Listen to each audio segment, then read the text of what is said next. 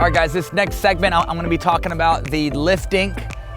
So keep in mind in pickleball, there's two different types of dinks. There's a lift dink and a push dink. A push dink is usually a ball that's up a little higher. It's up in your yellow zone. It's when you're looking to be a bit more offensive. Usually it's when you have time, when you're stable in the correct location and the ball is in yellow, obviously. But all in all, you're only looking to use a push dink when you recognize that you cannot outlift your opponent. And you would also use a push dink when you recognize that maybe your opponents are just better dinkers than you, and you probably have to turn the knob a bit more and look to create more ways to be offensive. And that comes by winning the dinking exchange or being more offensive with your dinking. That can lead into a speed up. But this segment, we're talking about lifting. So lifting are times when you'd want to lift if somebody is hitting a push dink at you and you don't have enough time to recover, or you don't have enough time to set up for a push dink, or it's in your red zone. It has you scrambling, it has you off balance. Any time that you feel like you're in deep water, I guarantee you're probably hitting a lift dink. Anytime you're on defense, you're always hitting a lift dink. Do know that good defense is good offense. So I would get very comfortable with that 6 to 12 lifting motion as you get playing defense or as you get scrambling. Do know that a lift dink is almost identical to you hitting a third shot drop from back there. Okay, so you're going to find that if you're comfortable lifting from here, you're going to be comfortable lifting from transition, and you will also be comfortable from lifting back here as you hit a drop. It's the same technique.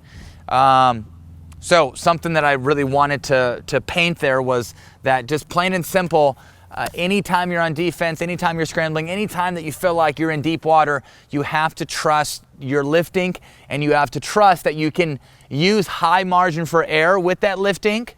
But with using high margin for error, you can be utilizing this shallow zone.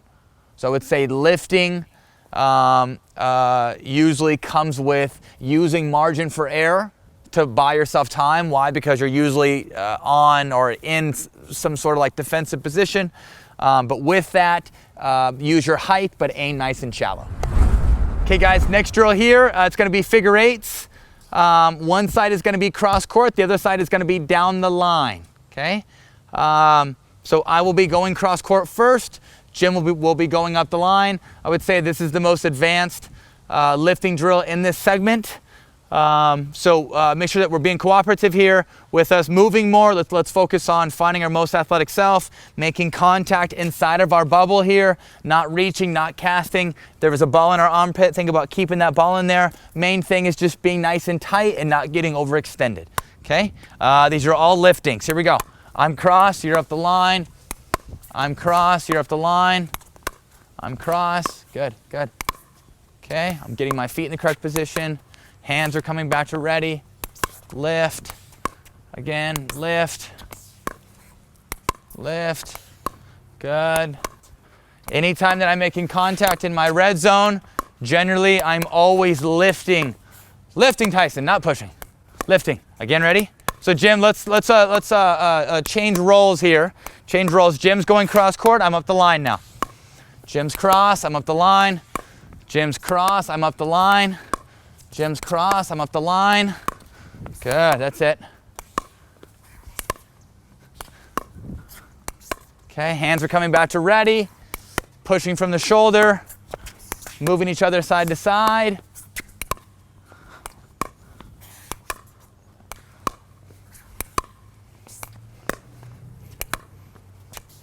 Beautiful. Okay, guys, game for 4-0 plus level. So what's going to take place here is that we have to hit 6 dinks in a row. We're going to be nice and cooperative for those first 6, but also too, we are not giving out participation awards. So essentially, if Jim or I miss in those first 6, we would lose a point. Okay, rally scoring, game to 7, but it's going to be a little situation.